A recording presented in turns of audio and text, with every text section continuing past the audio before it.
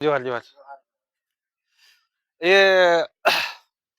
ये स्कूल कब से बंद है?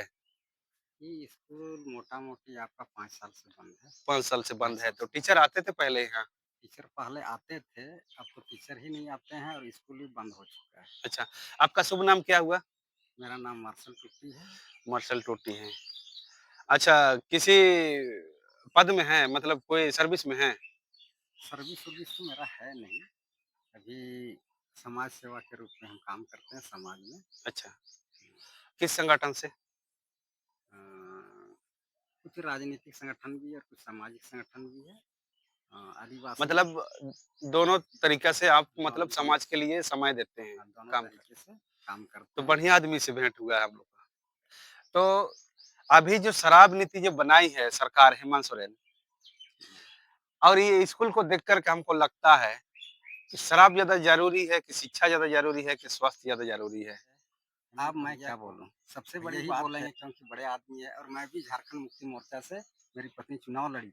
अच्छा, अच्छा। चुनाव लड़ी 2014 में। अच्छा, उनका क्या नाम हुआ? उनका नाम सलोमी टुट्टी है। सलामी टूटी। अच्छा चलिए हाँ, और शायद होगा हमको याद नहीं है उतना। सबसे बड़ी बात है, हमारे हेमंत जी को समझना चाहिए, एक तो आदिवासी नेता हैं और आदिवासियों के बड़े नेता कहे जाते हैं और बड़े भी झारखंड में। झारखंड के बड़े नेता कहे जाते हैं।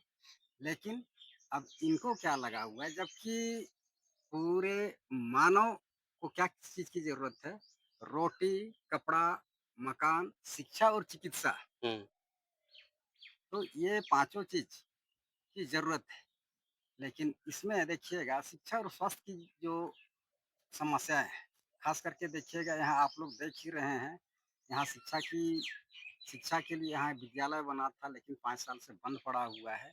हुँ, लोग बोलते हैं कि मर्जर हो गया है। हुँ, भैया मर्जर क्या चीज़ होता है हमको तो समझ में नहीं आता है। हुँ, हेमंत भैया कांग्रेस के साथ मर्जर करते हैं, दोनों ही हुँ। ब्राह्मणवादी जदयू के साथ मर्जर करते हैं, पार्टी। तो इनके साथ मर्जर करते हैं। अरे कोई आप झारखंडी पार्टी से आप मर्जर करते, तो बढ़िया होता।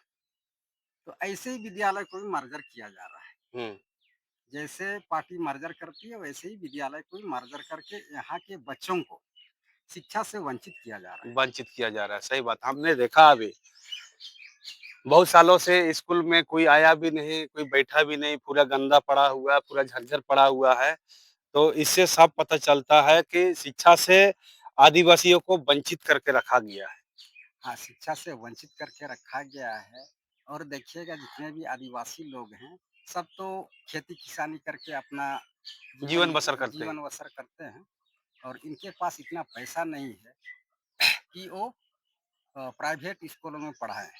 आज देखिएगा शिक्षा व्यवस्था में दोहरी नीति अपनाई जा रही है। हुँ, एक तरफ बड़े-बड़े पूंजीपति और नौकरशाह के बच्चे पढ़ते हैं और नेता लोग के बच्चे पढ़ते हैं प्राइवेट स्कूलों में हुँ, और हुँ, हमारे जो किसान के बच्चे हैं, वो खिचड़ी खाने वाले स्कूल में पढ़ते हुँ। हैं। अच्छा, अधिकारियों का तो बात अलग है। चलो वो लोग का वेतन थोड़ा बहुत तो आता है हाई-फाई तो स्कूल उससे में पढ़ा अपना भी बच्चा लेते को हैं। थोड़ा, लेकिन हमने तो देखा है कि आस-पास के जितना भी ग्रामीण क्षेत्र में मध्य विद्यालय हुआ या तो मिडिल स्कूल हुआ, ये सब के जो टीचर है ना, ये लोग भी अपना पढ़ाई पर विश्वास नहीं रखते हैं। अपना बच्चा को मतलब कहीं दूसरे जगह प्राइवेट स्कूल में पढ़ा लेते हैं। तो ज़रूरी तो ये भी है जब आप बच्चा पढ़ा रहे हैं तो साथ-साथ में अपना बच्चा को भी लेके आइए, उसी स्कूल में पढ़ेगा, उन सभी बच्चों के साथ में। लेकिन भरोसा नहीं है ये लोग। देखिए, यहाँ इनको भरोसा नहीं है। वही तो आपको बोले पहले ही बोले नौकरशाह। नौकरशाह का मतलब आपका चपरासी से लेकर के, चौकीदार से लेकर के आईएएस, आईपीएस तक के बच्चे। हुँ, हुँ, इन लोग अपना बच्चों को ऐसे स्कूलों में नहीं पढ़ाएँगे। इसीलिए नौकरशाह या तो अफ़सर लोगों को भी शिक्षा में से कोई मतलब नहीं है। क्योंकि शिक्षा भी एक बिज़नेस के रूप में चल के रहा है। रूप में इन लोग चला रहे हैं और उसी बिज़नेस को चलाने के लिए इन लोग ये धंधा कर रहे हैं। जबकि एक गणतंत्रीय देश में शिक्षा का पूरा ज़िम्मेवारी सरकार जो की है, सरकार की होती है। सरकार की होती है। हुँ। और कुछ 8-10 महीना से हाई कोर्ट का आदेश के बाद में पेशा कानून को लागू करने के लिए इतने पूरे झारखंड का आदिवासी लोग विरोध प्रदर्शन कर रहे हैं, हेमंत सोरेन लेकिन इसका फिर भी नीति नहीं आज बना। बना पा रहा है। अभी तक लोगों को कहाँ-कहाँ से बुला-बुला करके उसका नीति कैसे बनाना है, इसका बैठक करना है, यही सब में टाल-मटोल करके वो टरकाते जा रहे हैं, अब साल भर होने आ रहा है। और इस तरह का जो योजना है, शराब नीति योजना, इसको तो फटाक से लागू कर देता है, किसी को बुलाने का ज़रूरत नहीं पड़ता है उसको। ये कौन किस्म का मंत्री है समझ में नहीं आता है। मतलब जो भी बहुमत का सरकार बनी है अभी, इस बार का, कहीं न कहीं हम लोग का माँ-बहनों को भी टांगी करने का काम किया है। जो मैया सम्मान योजना का पैसा का लालच दे करके पूरा वोट को बटोर लिया झारखंड का। और अभी तो कुछ आधार कार्ड में, अकाउंट में या पारिवारिक जो भी है, ये सब कटौती निकाल करके कुछ महिलाओं को उसमें से बैकआउट करते जा रहा है और उसमें से जैसे 64 लाख महिलाओं को जो पेमेंट हो रहा था, मैया सम्मान योजना के साथ में, अब वो घट करके मतलब 40 लाख तक आ गया और थोड़ा दिन के बाद में हमको लगता है कि 20 लाख में अटक जाएगा, तब तक फिर इलेक्शन आएगा, फिर क्या-क्या करेंगे ये लोग। देखिए, ये जो लोक लुभावन जो वादे होते हैं, लोक लुभावन वादे के चलते ही ये सब हो रहा है। लोक लुभावन क्या चीज़ है, जैसे ही इलेक्शन पहुँचा, हुँ, आपका इलेक्शन पहुँचने पर झारखंड मुक्ति मोर्चा मैया सम्मान योजना का शुभारंभ करती है। हुँ, और इससे जितना भी हमारे जो वोटर हैं, 18 वर्ष से लेकर के 50 वर्ष तक की महिलाओं को बिना काम के हुँ, इन लोग को पैसा देना है। अच्छा। जिससे यहाँ के इससे क्या होती है, परिवार में भी फूट होती है। क्यों फूट होती है? वो बोल परिवार में मैया सम्मान योजना जो पाती है, वो हुँ, अपना पति का बात को नहीं मानेगी। हुँ। क्यों नहीं माने? अपने आप में उसको मतलब वो अपने आप को बहुत क्षमतावर मतलब समझने हाँ, लगी। इससे पारिवारिक जो ताना-बाना है, वो बिगड़ती जा रही है। हुँ, बिगड़ते जा रहे हैं और जहाँ तक सवाल है 60 लाख महिलाओं को देने की बात है या 64 लाख जो महिलाओं को देने की बात है, इनके पास वो पैसा कहाँ से आएगा? हुँ, कहाँ से आएगा? पैसा कहाँ से आती है, ये सब ध्यान देने की बात है। क्योंकि बिना उत्पादन के इनके पास कैसे पैसा आता है? हुँ, वो तो सोचने वाला पॉइंट है। सोचने वाली है। 64 लाख महिलाओं को उत्पादन के कार्यों में भाग ना करा करके उसको घर में बैठाना, आलसी बनाना, ये सबसे बड़ी दुखद बात है। मतलब धीरे-धीरे निकम्मापन की तरफ लेके जा रहा है। निकम्मेपन की ओर ले जाए। तो मोटा-मोटी जो भी योजना ये निकाल रहे हैं, सारा योजना में मोटा-मोटी कुछ ना कुछ छल-कपट है इसमें।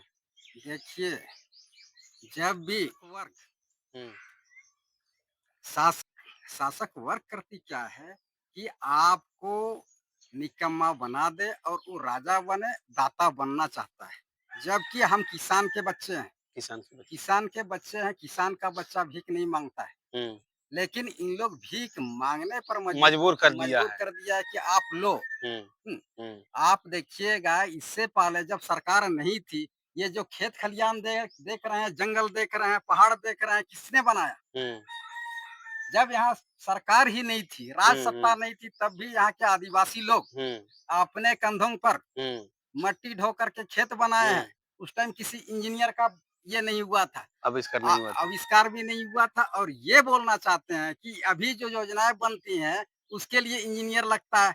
मैं बोलता हूँ, हिंदुस्तान में जितना खेत है, कौन-सा इंजीनियर का ज़रूरत हुआ? हुँ, अब इंजीनियर का ज़रूरत हो रहा है क्या बोलते हैं नापी पुस्तिका दिखाइए। हुँ, अरे उस टाइम कौन नापी कर रहा था? कौन क्या नौकरी कर रहा था? क्या कोई सरकार खेत बना के दिया है हम लोग को? नहीं, किसी ने नहीं। अपने से बनाया, जितने भी आदिवासी इलाका में देखा जाए, तो सब अपने बनाया, अपने किसाने बनाया खेती करने के लिए। तो ये सब जो ये हैं को या हमारे लोग हैं जो मेहनत कश लोगों को मेहनत से दूर हटा करके भीख मंगवाने का एक षड्यंत्र चल रहा है। अच्छा और एक बात है, शराब नीति के विषय में फिर आपको हम वापस लेके आते हैं। उस शराब नीति जो है, कुछ देश है या कुछ राज्य अपने राज्य के अंदर में या अपने देश के अंदर में कोई भी प्रकृति चीज़ अगर बनता है और बहुत अगर बढ़िया चीज़ है, तो उसको देश-विदेश तक उसको और बढ़ाने का काम करते हैं। तो ये विलायती दारू लेकर के हेमंत सोरेन क्या कर रहा है? हमको तो लगता है कि यहाँ का हनिया और महुआ का जो दारू है, इसको तो और डेवलप करना चाहिए और विदेश तक इसको फैलाना चाहिए, बिज़नेस को। तो ये तो उसी को खत्म करने में लगा हुआ है। जो आदिवासी लोग प्रकृति का जो पदार्थ बनाता है और उससे थोड़ा-सा कोई शादी पार्टी हो गया या कोई पार्टी हो गया, खुशी का माहौल हो गया, उस खुशी का माहौल में थोड़ा-सा मदिरा का ज़रूरत होता है, तो मदिरा के रूप में ये लोग थोड़ा मतलब बनाता है, तो इस चीज़ को भी खत्म करने का इसका प्रयास है। जहाँ तक हमको लगता है कि जैसे विलायती दारू यहाँ ग्रामीण क्षेत्र में सब जगह लगेगा, तो हमको लगता है कि जितना भी महुआ दारू बनाने वाला, सबको छापा मरवा करके केस लगवाएगा, सबको जेल घुसाएगा। ऐसा आपको नहीं लगता है? देखिए, पहले ही हमने आपको बोला राज मशीनरी का वास्तव में क्या काम है? राज मशीनरी होता है जनता को दबाने का यंत्र होता है। ये अंतर है। चाहे वो कोई भी हो, वो राज मशीनरी जनता के साथ ना दे करके वो कुछ पूंजीपतियों को साथ देती है। यहाँ हमारे भारत देश का राष्ट्र चरित्र को देखिएगा, अर्ध समांतरी, अर्ध उपनिवेशिक देश है। यहाँ उपनिवेश भी है। हुँ, आप एचईसी को देख लीजिए किसका पूंजी लगा हुआ है। बोकारो को देख लीजिए किसका पूंजी लगा हुआ है। हुँ, ये पूंजी हम तो बोलते हैं कि हम आज़ाद हो गए और यहाँ के हमारे जो शासक वर्ग है, हुँ, जो राजनीति कर रहे हैं, उन लोग सोच बोलते हैं कि देश हमारे आज़ाद है, देश लेकिन को आपने दूसरे देशों के पूंजी से कितना आज़ाद करवाया है। यहाँ अभी आप देखिएगा एचईसी में रूस का पैसा लगा हुआ है। जो पैसा लगाता है मुनाफा कमाने के लिए। बोकारो जर्मनी के सहयोग से बना है। हुँ, जर्मनी क्या आपको छोड़ देगा? यहाँ का पैसा कमाने के लिए यहाँ की ज़मीन का यूज़ किया, यहाँ का वातावरण का यूज़ किया, यहाँ का पानी का यूज़ किया है। हुँ, तो सोचिए, मेरे ही यहाँ का खनिज लेकर के, मेरे वातावरण को लेकर के, मेरे धरती पर काम करके वो मुफ्त में वहाँ जर्मन से, मुफ्त में वहाँ रसिया से पैसा कमा रही पैसा कमा के। ये सब सारा निकम्मा हम लोग का नेता मंत्री लोगों का है। है। ये जो नेता मंत्री हैं, आपको देखना होगा किसके राज में कौन सा देश यहाँ पूंजी निवेश करता है। हाँ, पूँजी निवेश कर रहे पूंजी निवेश करता है तो सोचिए उस देश का वो हैं। एजेंट गुलामी है, एजेंट ही करता है। एजेंट ही करता है। एजेंट ही करता है। सही बात।